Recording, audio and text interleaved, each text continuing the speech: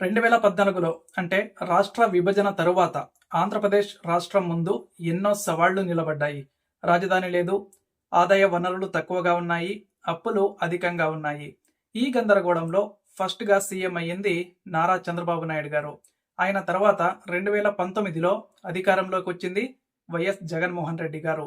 ఇవి రెండు different ruling గవర్నెన్స్‌లుగా ఈ చరిత్రలో నిలిచిపోతాయి. ఒకవైపు అభివృద్ధి బాట, మరోవైపు సంక్షేమ మార్గం. ఈ వీడియోలో మనం పాలన విధానం, ఆర్థిక పరిపాలన, ప్రజలపై ప్రభావం, పెట్టుబడుల రంగం, రాజధాని అభివృద్ధి, ఉద్యోగాలు, గ్రామీణ అభివృద్ధి తదితర అంశాల గురించి ఈ ఇద్దరి మధ్య వ్యత్యాసాన్ని నిశితంగా మాట్లాడుకోబోతున్నాం. చంద్రబాబు నాయుడు గారి పాలనలో 2014 నుంచి 2019 వరకు అమరావతి రాజధాని నిర్మాణానికి శ్రీకారం చుట్టారు. అలాగే 33,000 ఎకరాల భూ సమీకరణ చేసి సింగపూర్తో మాస్టర్ ప్లాన్ కూడా తీసుకొచ్చారు. కానీ నిర్మాణపు గణాంకాల ప్రకారం 50% పైగా ప్లానింగ్ దశలోనే నిలిచిపోయింది. అలాగే పుష్కర ఘాట్లపై ఫోకస్ పెట్టారు.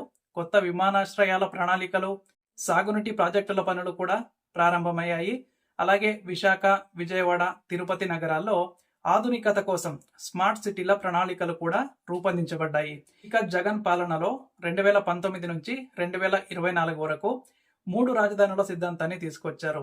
అమరావతి లెజిస్లేటివ్ రాజధానిగా, విశాఖపట్నం ఎగ్జిక్యూటివ్, అలాగే కర్నూలు జ్యుడిషియల్ రాజధానిగా చేయాలని నిర్ణయించారు. కాబట్టి అమరావతి నిర్మాణం స్తంభించింది. కానీ విశాఖలో కార్యాలయాల ఏర్పాటుపై దృష్టి సారించారు. ఇక గ్రామ, వార్డు సచివాలయాల ద్వారా గ్రామ స్థాయిలో ప్రభుత్వ సేవలను విస్తరణ కూడా చేయడం జరిగింది. తర్వాత ఆర్థిక నిర్వహణ గురించి చూస్తే చంద్రబాబు నాయుడు గారు ఎక్కువగా పెట్టుబడుల ఆహ్వానంపై దృష్టి పెట్టారు. కియా మోటార్స్, అపారల్, ఎలక్ట్రానిక్స్ పార్కులు ఏర్పాటు చేశారు. 2018 నాటికి రాష్ట్రంపై అప్పు 2.50 లక్షల కోట్ల వరకు ఉన్నట్లు కాగ్ నివేదికలు కూడా పేర్కొన్నాయి. ప్రభుత్వ ఖర్చులు ఎక్కువగా మౌలిక సదుపాయాల ప్రణాళికలపై ఉపయోగించారు. ఇక జగన్మోహన్ రెడ్డి గారు సంక్షేమ పథకాలకే పెద్ద మొత్తంలో ఖర్చు చేశారు.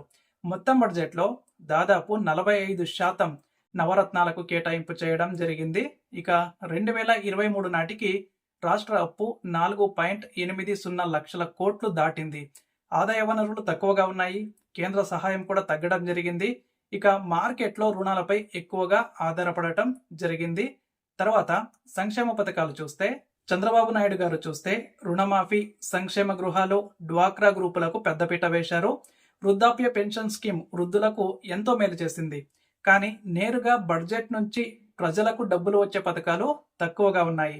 ఇక జగన్మోహన్ రెడ్డి గారు నవరత్నాలు అమలు, అమ్మఒడి, విద్యా దీవెన, ఆసరా, వైఎస్ఆర్ చేయూత, Jagananna Vasathi Deevena and housing scheme లాంటి పథకాలు సమర్థవంతంగా చేయడం జరిగింది. డీబీటీ అంటే డైరెక్ట్ బెనిఫిట్ ట్రాన్స్ఫర్ ద్వారా 2.3 లక్షల కోట్లకు పైగా నేరుగా ప్రజల ఖాతాలోకి బదిలీ చేశారు. సో పేదలకు గౌరవంగా జీవించేందుకు పెద్ద ప్రయోజనం జరిగినా కానీ దీర్ఘకాలిక ఆర్థిక భద్రతపై ప్రశ్నలు స్టార్ట్ అయ్యాయి. ఇక నెక్స్ట్ విద్య అండ్ వైద్య రంగాల్లో వ్యత్యాసం చూద్దాం. చంద్రబాబు గారు ఆధునిక విద్యా మోడల్స్ పై దృష్టి పెట్టారు. డిజిటల్ క్లాస్ రూమ్స్, స్కూళ్ల ఆధునీకరణకు ప్రణాళికలు రచించారు. వైద్య రంగంలో ఆరోగ్యశ్రీ విస్తరణ చేయడం జరిగింది. ఇక జగన్ గారు ప్రభుత్వ పాఠశాలల్లో ఇంగ్లీష్ మీడియం స్కూల్స్ తీసుకొచ్చారు. నాడు నేడు కార్యక్రమం ద్వారా స్కూల్స్ భవనాల అభివృద్ధి చేయడం కూడా ప్రారంభించారు. అండ్ వైఎస్ఆర్ ఆరోగ్యశ్రీ సేవలు విస్తరణ చేసి 104 అండ్ 108 సేవలకు ఎక్కువగా ప్రోత్సహించారు. ఇక పెట్టుబడులు, ఉద్యోగ అవకాశాల విషయంలో చంద్రబాబు గారు world economic forum and Davos లాంటి అంతర్జాతీయ వేదికలపై ఏపీ బ్రాండ్ ప్రోత్సహించారు.